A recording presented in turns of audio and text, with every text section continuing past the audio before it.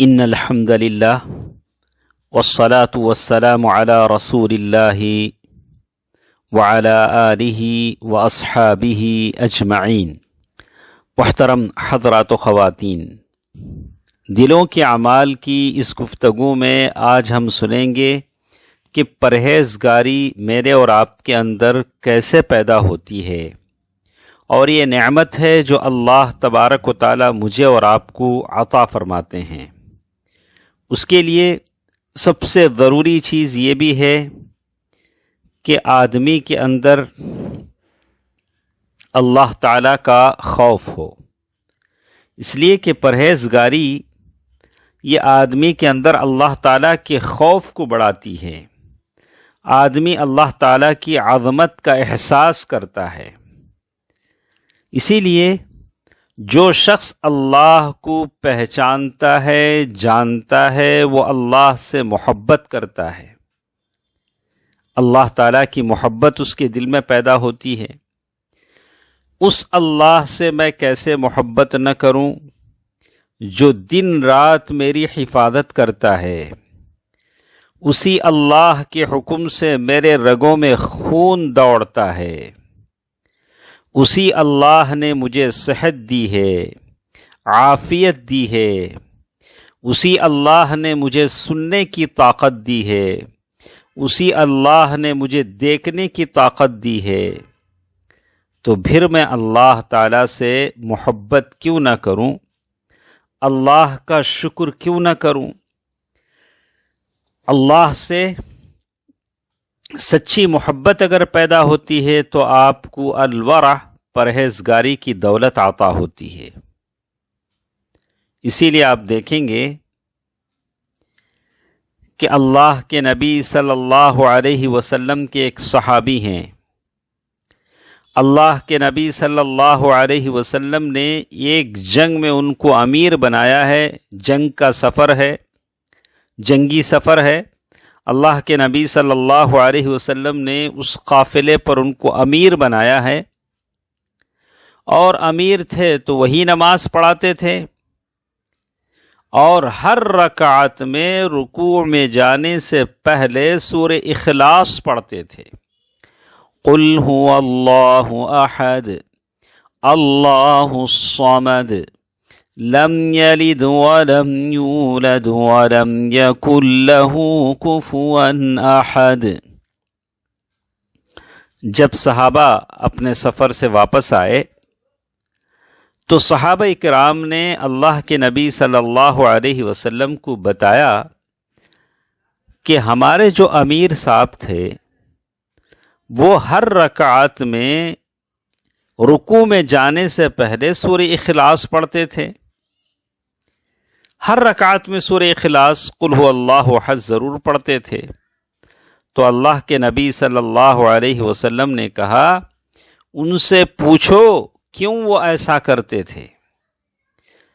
تو لوگوں نے پوچھا کہ امیر صاحب جب آپ ہمارے ساتھ سفر میں تھے تو آپ ہر رکعت میں رکوع میں جانے سے پہلے آپ سورہ فاتحہ سورہ اخلاص پڑھتے تھے، آپ سورہ اخلاص پڑھتے تھے، کیا سبب تھا؟ تو انہوں نے جواب دیا انہا صفت الرحمن وانا احب ان اقرأ بها۔ یہ سورت رحمان کی صفت بتاتی ہے۔ قل هو اللہ احد اللہ الصمد، اور مجھے بڑا پسند ہے، یہ سورت بڑی پسند ہے کہ میں اسے پڑھوں۔ اللہ کے نبی صلی اللہ علیہ وسلم نے فرمایا اخبروہ ان اللہ یحبہ، ان کو بتا دو کہ اللہ تعالیٰ بھی ان سے محبت کرتے ہیں۔ دوستو عزیزو، ماں اور بہنوں، ہم میں سے کتنے ایسے ہیں جو اس سورت کو زندگی میں کتنی بار پڑھتے ہیں، لیکن کیا سمجھ کر پڑھتے ہیں؟ سورہ اخلاص قل هو اللہ احد کیا ہم سمجھ کر پڑھتے ہیں تاکہ اللہ تعالی مجھ سے اور آپ سے محبت کرے؟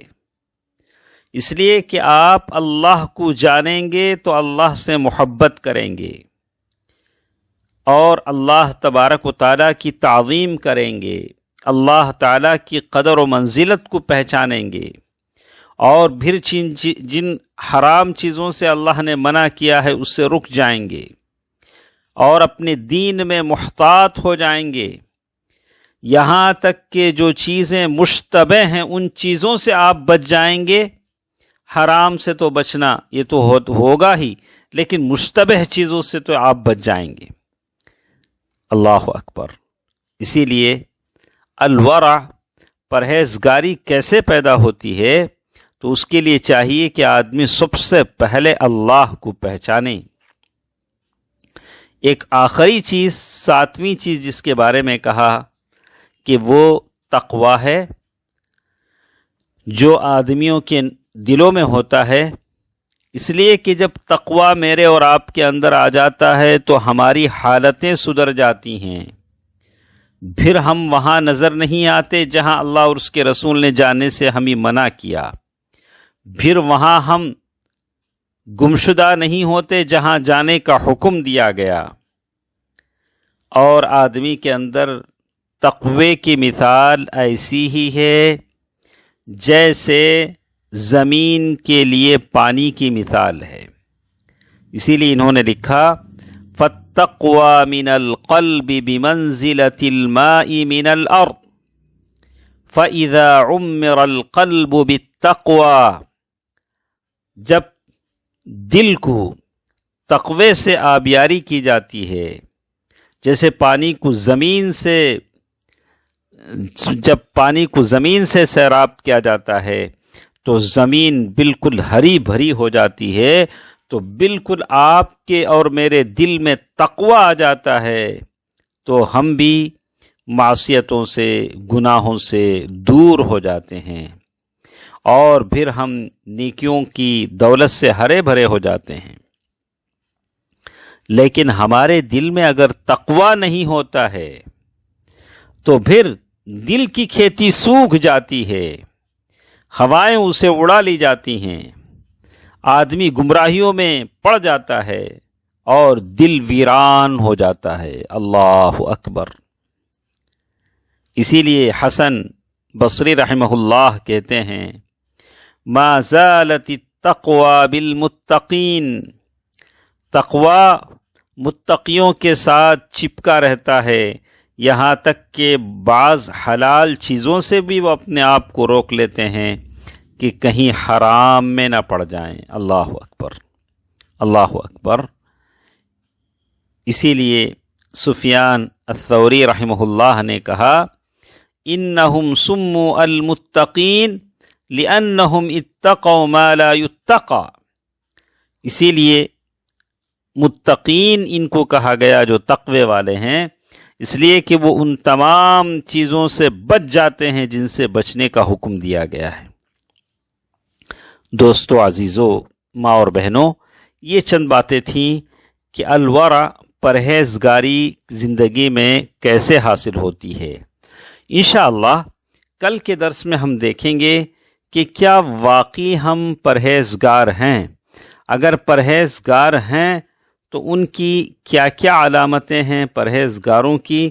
انشاءاللہ کل کے درس میں ہم دیکھیں گے کہ الورع یعنی وہ لوگ جو صاحب ورع ہوتے ہیں، پرہیزگار ہوتے ہیں، ان کے اندر کیا کیا نشانیاں پائی جاتی ہیں، انشاءاللہ کل کے درس میں ہم پڑھیں گے۔